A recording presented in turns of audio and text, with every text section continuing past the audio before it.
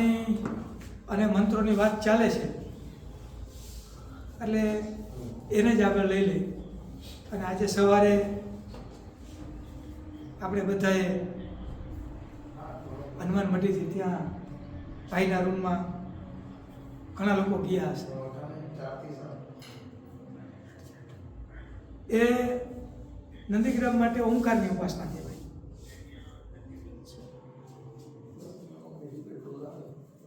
અને તમને કોઈ કહેશે કે નંદીગ્રામમાં સવારે રવિવારે શું ઓમકારની ઉપાસના, રવિવારે જો બીજા દિવસે નહીં, એટલે ઓમકારનું એમ નામ આવી કરવાનું દરરોજ છે.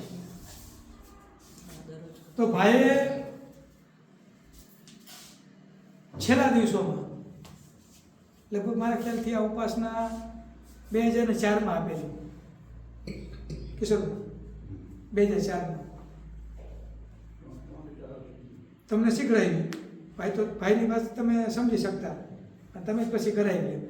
એટલે ભાઈએ કિશોરભાઈને આચાર્ય તરીકે એ વખતે નિમિત્ત દીધા હતા. બધા આમાં હું ત્યારે હતો.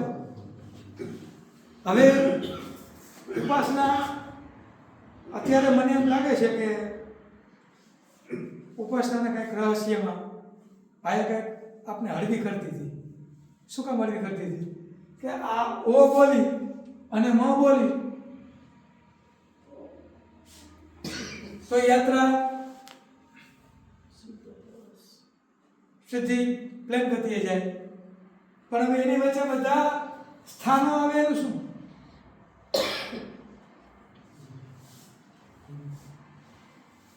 સ્થાનોનું શું? આજે આપણે જેટલી વાત કરી એટલી સહેલી નથી. મને આપણાથી બસમાં બેસી જાય અને ઘરે પહોંચી જાય કે ટ્રેનમાં ઘરે પહોંચી જાય તો ટ્રેનમાં બેસી જવું સહેલું, ટ્રેન ચાલવી સહેલી, પણ એની પહેલાં કેટલું સંશોધન થયું હોય. એનું આખું એન્જિન બન્યું હોય, રોડ બન્યા હોય, રસ્તા બન્યા હોય, એની ટેકનોલોજી બની હોય, વર્ષોના અંતે આવી ગયું હોય. તે પછી આ ટેકનોલોજી અમલમાં આવે આપણે સીધા એની ઉપર કરી આપીએ. તો અવરોધ તો આવે. તો જે અવરોધો છે યોગની પરિભાષામાં ચક્ર તો ઠીક, તો બારનું કોઈ નામ કહેવાય, પણ દરેક મર્મસ્થાનો ઓલા સ્થાનો નહીં, એ મર્મસ્થાનોમાં જે અવરોધો આવે એ અવરોધો તમે મ બોલો અહીંથી, ઓ બોલ્યા અહીંથી સુધી નથી થઈ, આ શક્તિ આગળ નથી જવાની, મ ધ્વનિ આગળ ગયો, શક્તિ આગળ નથી ગઈ, એટલે સીધી આવશે નીચે. ઘણા મિત્રો સાધના કરતા કરતા અમને કહે કે ભાઈ અમારે આ બધી વૃત્તિઓ જાય ગઈ, સેક્સ વૃત્તિ, ખાવાની, આ ભાઈ ઉત્પન્ન થયું, એનું કારણ શું? ઘણા બધા કહે. આ ઉંમરે અમને વિચારે નથી કરી, અમે કલ્પના નથી કરી. ત્યારે મહાપુરુષોની એના માર્ગદર્શનની જરૂર પડે. તો એ મહાપુરુષ કોણ છે કે જેને આ યાત્રા કરી લીધી, એ કોઈ પણ હોય, ગમે તે ઉંમરના હોય, અને તમને જેવો આ અવરોધ તમે એની સામે વ્યક્ત કરો એ જ ક્ષણે એ એની અંતરદ્રષ્ટિથી અવરોધને જોઈ લેશે અને ઉપાસના આપી દેશે. મકરંદભાઈએ બધી જ ઉપાસનાઓ આ રીતે તૈયાર કરી. વ્યક્તિ આવી, વ્યક્તિએ ફરિયાદ કરી, એના માટે ઉપાસના આવી, ઉપાસના આપી દીધી અને ઉપાસનાની એક નકલ ફાઇલમાં મૂકી દીધી.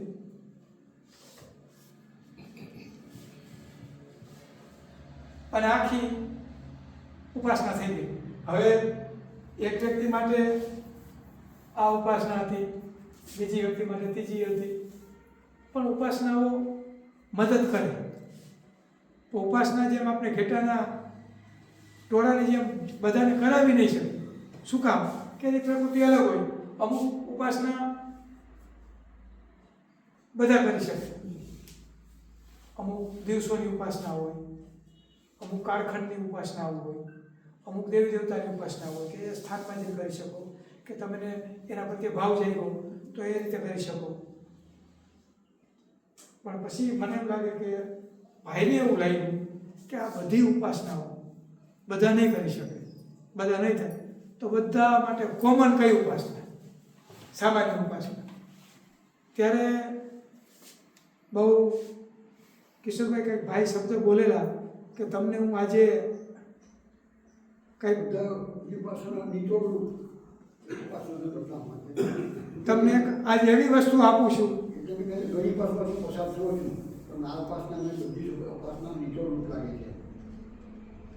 એ ઉપાસનાનો નિચોડ એટલે આપની રવિવારની ઓમકારની ઉપાસના બધા વ્યક્તિ કરી શકે, બધું થઈ શકે, છતાં અવરોધો ઉત્પન્ન થાય તો ભાઈએ કરેલી કરાવેલી અનેક લોકોએ ઉપાસના લગભગ ભાઈ કોકને ઇનકેન પ્રકારે કરાવેલી જ છે, એ ઉપાસના આપણે કરી શકીએ. હવે હું તમને મારી બારી વાત કરું.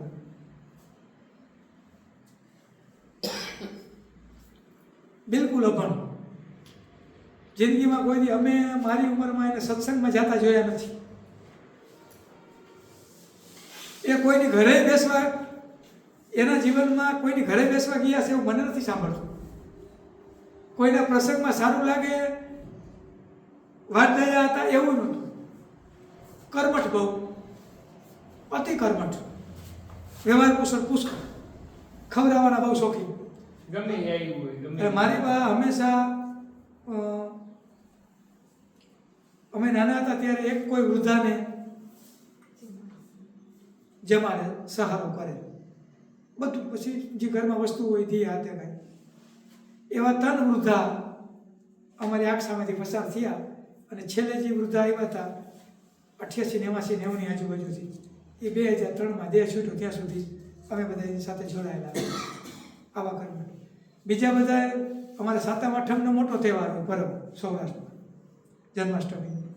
તો બધા લાડવા મોતિયા કરે, મહેમાન આવે તો લાડવાને ઉજવીએ. મારી બા પેંડા કરી નાખે જથ્થા, એ બધા આવે અને પેંડાની થાળી ભરતી, એવું ઉતારતી, એવી કોઠા સૂચ, વાત ડાયા, ક્યાં વાત કરવી ક્યાં ન કરવી એવું બધું. ઠીક, સામાન્ય દરેક શરીર ધારણ કરે એટલે બહેનોનું શરીર હોય તો એનો અલગ રોલ હોય, પુરુષનો હોય તો અલગ હોય, એવું બધું.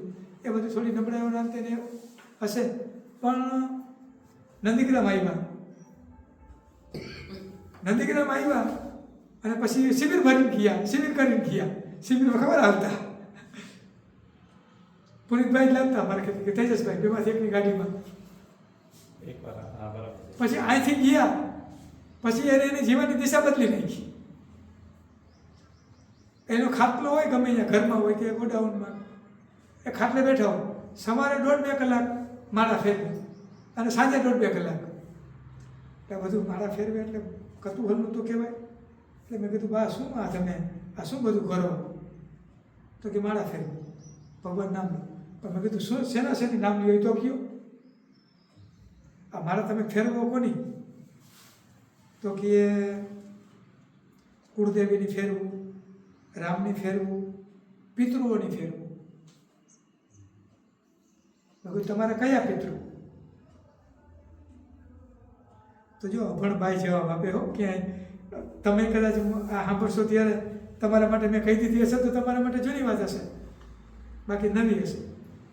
મેં કીધું તમારા શરીરના મા બાપ એટલે હરિયાણાવાળા કે કુંડળવાળા? તો કે બેનો સાસરે જાય ને એટલે એના માવતર બદલી જાય,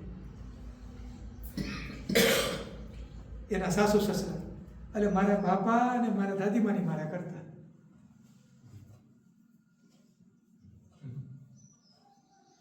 જુઓ આ કોઠા.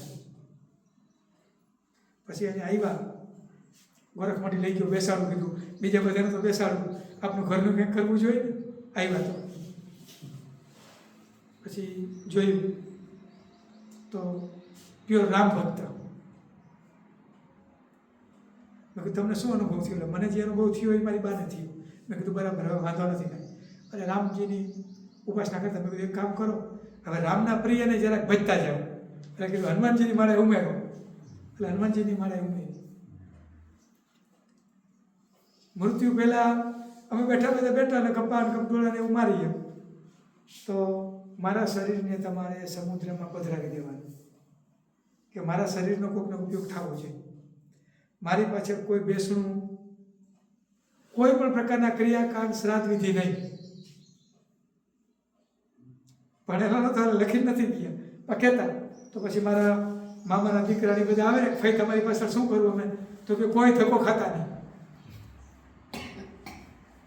મેં મારા જીવતા જીવન દરમિયાન જે કરવાનું હતું બધું કરી લીધું. પછી એને એક વસવસો કાયમી રહી ગયો. એ વસવસાના ભાગરૂપે અહીંયા આવ્યા હતા. એક વર્ષ હું અહીંયા રહ્યો ને તો એને થયું કે હવે એને સંન્યાસ લઈ લીધો. ઓકે કીધું. શારદાબેનને વાત કરી ટીનુભાઈને કે આવી વાત સાંભળી સાચું ખોટું? તો કે શારદાબેનને આપણે બોલાવ્યા હતા ભજન ગાવા માટે. તો કે મારા દીકરીમાં આવવું હોય તો કે આવો ને કાંઈ વાંધો નહીં. તો એને એમ હતું કે તે લગ્ન નથી કર્યા ને એટલે તારું છેલ્લે શું થશે? એટલે હું ઘરે સમજાવું તો કે હવે તમે લગ્ન કર્યા, તમને શું નફો મળ્યો એ મને કહો. અમારા આવા વ્યવહાર ખરા. એટલે મને કે તું પાણી ગયા. એટલે હું પૂછું કે એક બહુમાં સંતોષ થયો? તો કે નથી થયો. બીજીમાં સંતોષ હશે એની ગેરંટી? તો કે નથી. હાથે રોટલા ઘડી ખાવા હેલા તો લગ્ન કરી તો કે રહેવા દે.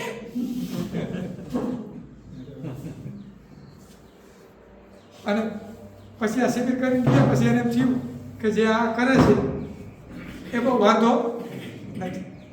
અને પછીથી એક આખો એને જીવનનો ક્રમ એને બદલી નાખ્યો.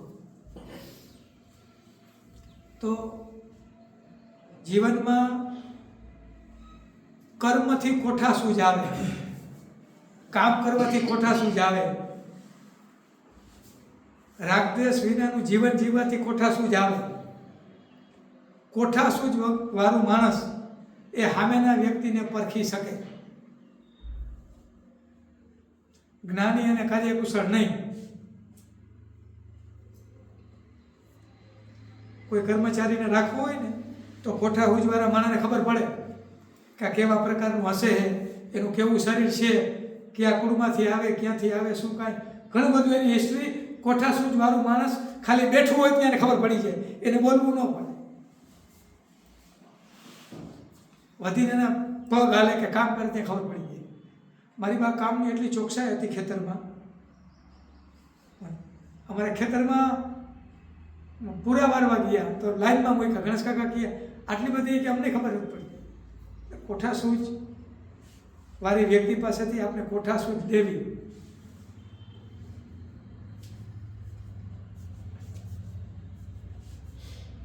અને છેલ્લા દિવસોની તમને કુંદિકાબેનની વાત કરું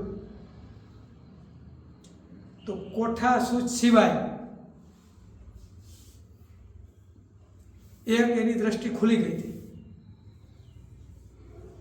એ દ્રષ્ટિ કઈ હતી? મકરભાઈમાં તો દ્રષ્ટિ હતી જ કે વ્યક્તિ સામે ઉભો રહીએ, એના સૂક્ષ્મના બધા તરંગો આંદોલનો બધું જોઈએ. કુંદિકાબેનનો પણ આ વિકાસ થઈ ગયો હતો. અને એ પણ સામેની વ્યક્તિને જોઈ અને એને કહી શકતા. એવો કિશોરભાઈને એક શબ્દ કીધેલો. કિશોરભાઈ શું કીધું? અવિરોધ. આપણે અત્યારે કહી શકશું કે અમારી અવસ્થા અવિરોધની. આપણે તો તેને સમાજ સુધારવા નીકળ્યા, સમાજની સેવા કરવા નીકળ્યા, સાધના કરાવવા નીકળ્યા, કમાવા નીકળ્યા. તો એમાં બધે ક્યાંક ને ક્યાંક તો વિરોધ આવશે જ. વિરોધ વગરનું એક પણ સ્થાન નથી. કારણ કે નુકસાન જશે એ આપણે એનો વિરોધ કરવો પડશે. આપણી માથે કોઈ હાવી થઈ જશે તો એનો વિરોધ કરવો પડશે. કાંઈ નહીં, મસ્ત મોલા. એ નંદીગ્રામમાં રખડતા હોય તો બાળકની જેમ રખડ. એનું ક્યાં વજન લાગે જ નહીં, કોઈને ન લાગે. એટલે એ અવસ્થાને જોવા માટે એક પોતાની વિશેષ દ્રષ્ટિ. એક બીજું તમને કહું, અમારે એક ઘટના ઘટેલી. આમ તો બેનને મારે એવા કોઈ સંબંધો નહીં કે જેમાં અમે હળવાશથી હસી શકીએ કે વાત કરી શકીએ એવા. હા, કામ પૂરતું ચોક્કસ. એને બરાબર મારા કામ ઉપર એને 100% વિશ્વાસ. અને એને એટલો વિશ્વાસ કે પ્રાણજીવન ક્ષેત્રે જે પછી અઘરું એમ. એક વખત બેઠા હતા, મેં કીધું બેન કીધું જરાક મારે જવું પડશે. મેં કીધું હું છેતરાઈ જાઉં. મને કે તું છેતરાઈ જા. મેં કીધું હા, હું છેતરાવ નહીં એની કાળજી રાખીશ. એટલે અમારી વાત હાલતી હતી ને મારે જવું પડ્યું, ફોન આવ્યો હતો.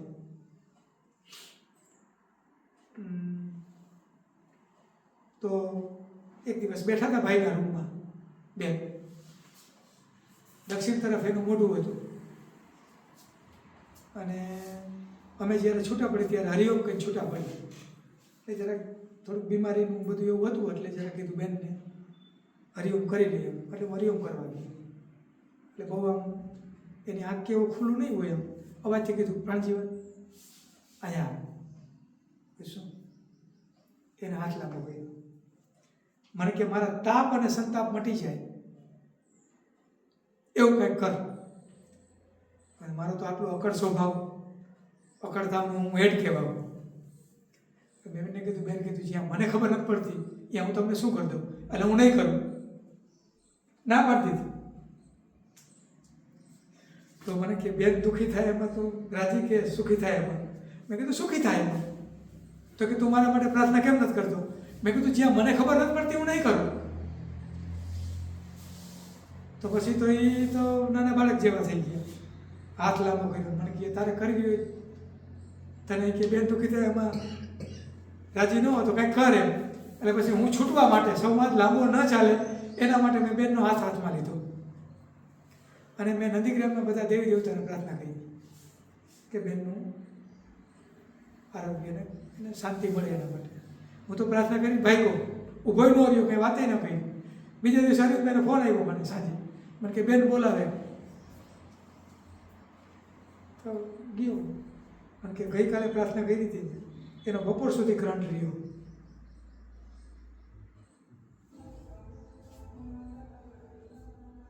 આ જાગૃતિ. એક વ્યક્તિ આપના વિશે વિચારે સારું, મેં તો શું કંઈ કર્યું જ નહોતું, મેં તો ખાલી દેવી દેવતાને કીધું કે બેનને સારું થાય. એક વ્યક્તિ બીજા માટે વિચારે એટલે અહીંયા બીજો નિયમ ચાલુ થઈ ગયા છે, શ્રાપ અને આશીર્વાદનો. કોનો પ્રશ્ન હતો?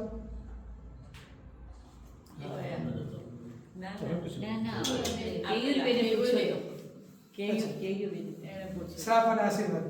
આપણે એમાં કંઈ કહ્યું હતું એના માટે ફક્ત સારો શબ્દ વાપરો તો કામના,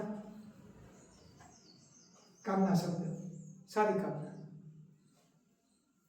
પછી એક દિવસ હું કંઈક ભાઈના રૂમમાં કામ હતું, બેન હનુમાનજીના ફોટાની સામે બેઠા હતા એમ જ. ત્યારે છેલ્લા દિવસોમાં ઓછું દેખાતું એટલે હું કંઈક ઉતાવળથી પસાર થઈ અને રૂમમાં કંઈક લેવા ગયો અને કદાચ થોડી ક્ષણમાં જ આવી ગયો હશે. ત્યાં બેને એનું મોઢું ફેરવી નાખ્યું,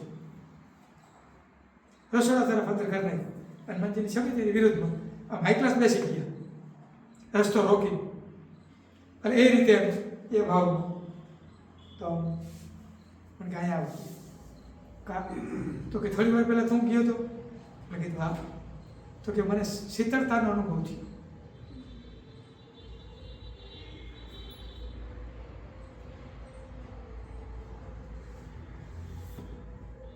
એટલે આ સેન્સિટિવિટી વધી જાય ત્યારે કેટલી અસહ્ય થાય આપણી વિરુદ્ધમાં વિચારતા હોય તમે કલ્પના કરો.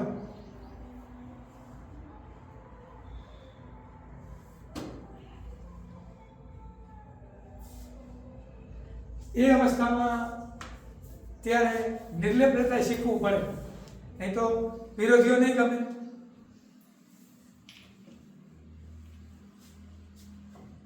તો સતત 24 કલાક આપણા મનમાંથી એક પ્રકારના વિચાર, એક પ્રકારના આંદોલન ઉઠતા હોય એ ક્યાંય નથી જતા. આપના પૂરતા હોય તો આપણી પાસે આવશે, બીજાના હશે તો બીજા પાસે જશે. એટલે આપણી આજુબાજુમાં અનેક પ્રકારના અત્યારે નેટવર્કના કહેવાય ને કનેક્શન છે. એ જેટલું મન નિર્મળ અને ચોખ્ખું થાય એટલા એ વધારે પકડે. એ નિર્મળ તો જ થાય કે એના બધા પ્રકારના મોહ નાશ પામે, તો એને વધારે ડિસ્ટર્બ થાય ને. મારે આજે વખતની શિબિરમાં મનમાં એક હતું કે સ્થિત પ્રજ્ઞાના લક્ષણો કિશોરલાલ મસરૂવાળાએ અનુવાદ કર્યો, એ બહુ સરસ. અને બિરાદરીની આપણી પ્રાર્થના અયોગીને નથી બુદ્ધિ, અયોગીને ન ભાવના, ન ભાવહીનને શાંતિ, સુખ ક્યાંથી અશાંતને. અશાંત માણસને સુખ મળે નહીં. અશાંત એટલે કોણ? તો કે જે ભોગ પ્રદેશમાં, માન્યતાના પ્રદેશમાં જીવનારો. યોગી કોણ? તો કે જે મૂળ અવસ્થામાંથી આવ્યો ત્યાં ફરીથી જવાનો પ્રયત્ન કરે તે યોગી. આમાં કોઈને કાંઈ કહેવાનું હોય. થોડું તમે સેન્સિટિવિટી કીધી તો આવો જે નિર્મળ થાય ને તો આજુબાજુ કેટલું ઘૂમતું હોય વિચાર કરી હેરાન થઈ જાય ને પકડી પકડી. પછી થોડા દિવસ ડિસ્ટર્બ કરે. શરૂઆતમાં એ આવે એટલે ડિસ્ટર્બ કરે. પછી ડિસ્ટર્બનું પણ નિવારણ અંદરથી ગોતવું પડે. અમે ભાઈ પાસે પહોંચી જતા. ઓલું છોકરું એમ કેમ દોડતું હતું 4 વર્ષનું પૂછે. એક પ્રસંગ કહી દો અને પછી પૂરું કરું. જે કૃષ્ણમૂર્તિને કોઈ ફોલોઅર્સ આવ્યા લખી અને એ લખતા જે કૃષ્ણમૂર્તિનું જે ગુજરાતી આવે ને એમાં, અને એને આમ પોતાના વિષયમાં પૂરી તાકાત. અને અમે એકદમ સાકારમાં પ્યોર. અને રાત્રે અમારે સત્સંગ થયો. હવે શું બોલ્યા હશે, શું વિરોધ કર્યો છે, મને કાંઈ ખબર નથી. સત્સંગના અંતે મારા મનમાં બેચેની વ્યાપી ગઈ. સવારે મંત્ર કરવા ગયો, મંત્ર થાય નહીં, ચેન પડે નહીં. એટલે સીધી સવારમાં તો ફરિયાદ ક્યાં આવે? ફરિયાદ માટે તો ટાઈમ હતો ને સ્ટેશનમાં, સીધા ભાઈના રૂમમાં. ભાઈ કીધું આવું થઈ ગયું. કીધું ઓલા ભાઈ તો મને કીધું, આપણે નાનું છોકરું કેમ એના મા બાપને કહીએ, ઓલા ભાઈ તો કહેતા હતા તને દર્શન થાય ખોટા, આ દર્શન બધા ખોટા, દર્શન હોય જ નહીં, દર્શનની જરૂર નહીં કાંઈ. ભાઈએ મને શું જવાબ આપ્યો તમે કલ્પના કરો? એ કે હું એને વઢીશ.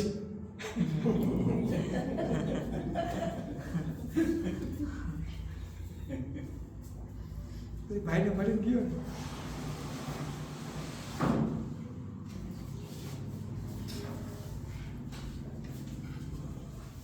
એટલે આખા શરીરના તરંગો શાંતિ. તો વિચારોમાંથી ચિંતન ઉત્પન્ન થાય, કર્મોમાંથી ચિંતન ઉત્પન્ન થાય, અનેક પ્રકાર રીતે આપણા શરીરને રક્ષિત રાખવું પડે. આપની ચેતનાને રક્ષિત રાખવી પડે. જેમ આપના પૈસા, ટકા, સંપત્તિ તાળું મારીને ઘરમાં રાખીને, લોકરમાં, બેંકમાં વિશ્વાસુ વ્યક્તિને દઈ, એમાં આમાં પણ આ રીતે આપણે સુરક્ષિત રીતે રહેવું પડે. અને સુરક્ષા માટે હંમેશા વૈજ્ઞાનિક દ્રષ્ટિકોણ અપનાવવું. સાધનાની માન્યતા નહીં, કોઈનું લખેલું નહીં. લખેલું વાંચો, સાંભળો, સત્સંગ કરો અને આપનું અનુભવેલું આપના અનુભવમાં ઉતારો અને અનુભવેલું અભિવ્યક્ત કરવું. તો ફરીથી મળવાનું થશે તો બીજી વાર, નહીં તો હરી ઈચ્છા તો છે જ. અને આપણે આપણા જીવનમાં બધે હરી ઈચ્છા મુખ્ય રાખી. મળાય તો હરી ઈચ્છા, ન મળે તો હરી ઈચ્છા. ભાઈ હવે શિબિરનું સેશન અમારા 2.5 દિવસ અહીંયા પૂરા થયા તમારા આગમનની સાથે.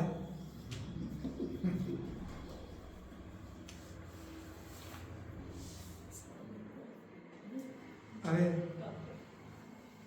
અમે બેન